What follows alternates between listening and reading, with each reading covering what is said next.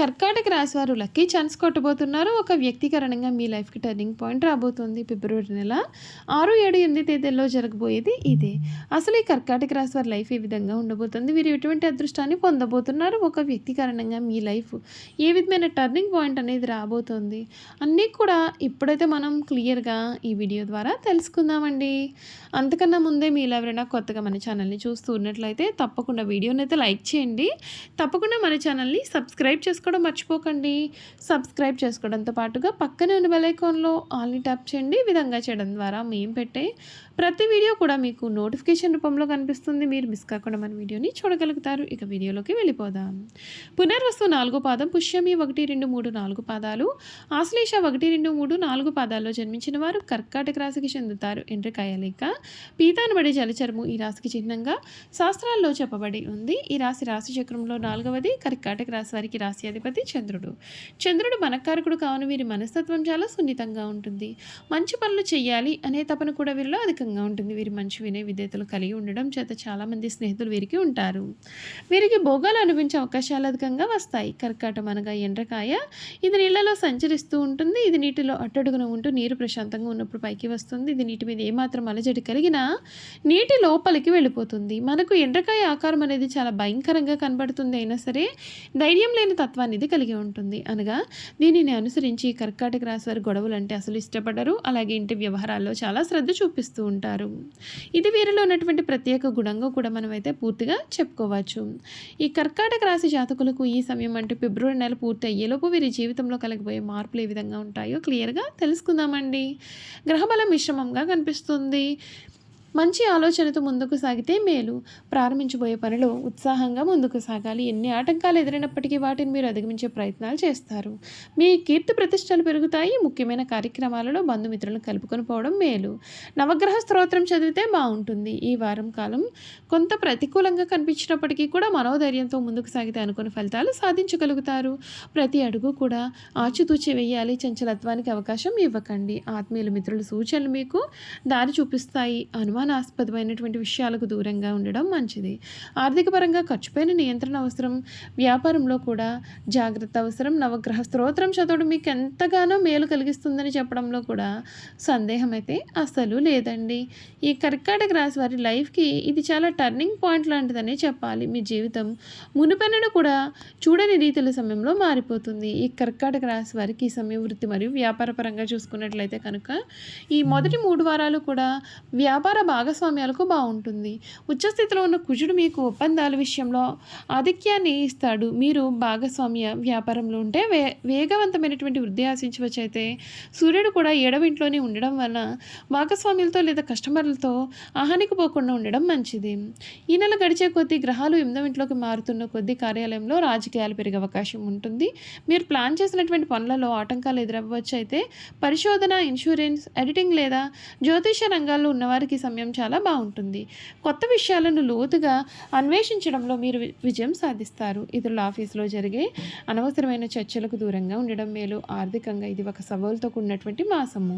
ధనస్థానంలో కేతు ఉండడం వలన పొదుపు చేయడం చాలా కష్టంగా అనిపించవచ్చు. 12వ ఇంట్లో గురువు వలన ఆరోగ్యం, ఆధ్యాత్మిక పనులు లేదా ప్రయాణాల కోసం ఖర్చులు అధికంగా ఉంటాయి. మీ చేతి నుండి డబ్బు జారిపోతున్నట్లుగా అనిపించవచ్చు. కానీ 8వ బలంగా ఉండడం వలన ఆకస్మిక ధన లాభానికి అవకాశం ఉంటుంది. వారసత్వ ఆస్తి, ఇన్సూరెన్స్ క్లెయిమ్లు లేదా పనుల వాపసు ద్వారా డబ్బు అందుకోవచ్చు. స్టాక్ మార్కెట్ రంగంలో ఉండేవారు చాలా జాగ్రత్తగా ఉండాలి. అంచనాలు తలకిందులు కావచ్చు. ముఖ్యంగా ఈ నెల చివరిలో రిస్క్ తీసుకోకుండా ఉండడమే మీకు మేలు.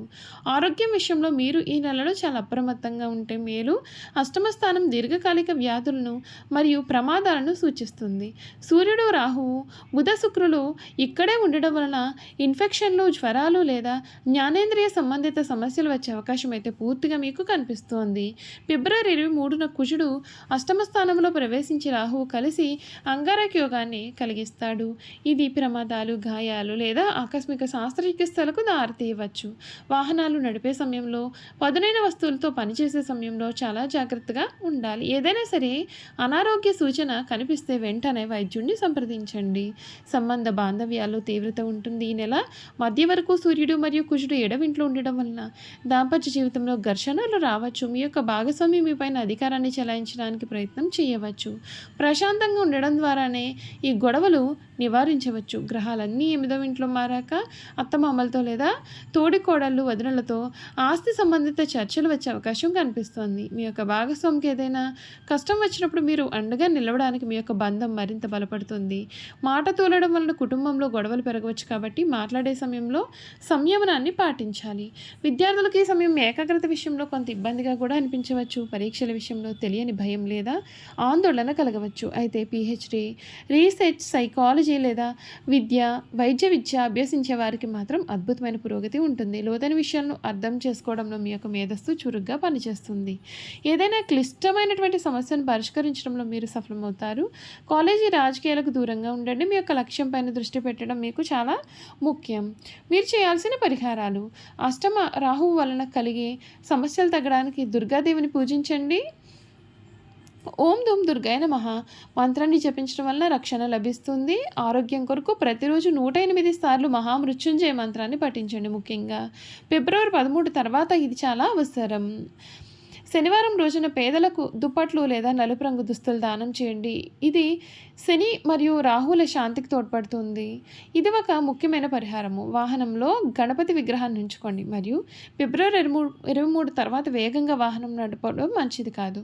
చూసారు కదండి, ఈ కర్కాటక రాశి వారి గురించి తెలుసుకున్నారు కదా. ఈ కర్కాటక రాశి వారి యొక్క గుణగణాలు ఏ విధంగా ఉంటాయో కూడా ఈ వీడియో ద్వారా మనమైతే ఇప్పుడు క్లియర్గా తెలుసుకుందాం. ఈ కర్కాటక రాశి వారి గుణగణాలు చూసుకున్నట్లయితే కనుక వీరు చాలా శాంత స్వభావాన్నే కలిగి ఉంటారు. వీరి జీవితంలో ఏదైనా తప్పు ఉన్నది అంటే దానికి ఎదురెళ్ళడానికి వీరు అసలు ఏమాత్రము కూడా ఆలోచించరండి. ఈ కర్కాటక రాశి జాతకులకు ఈ సమయంలో అన్ని విధాలుగా కూడా అనుకూలమైన వాతావరణం అయితే అధికంగానే ఉంటుందండి.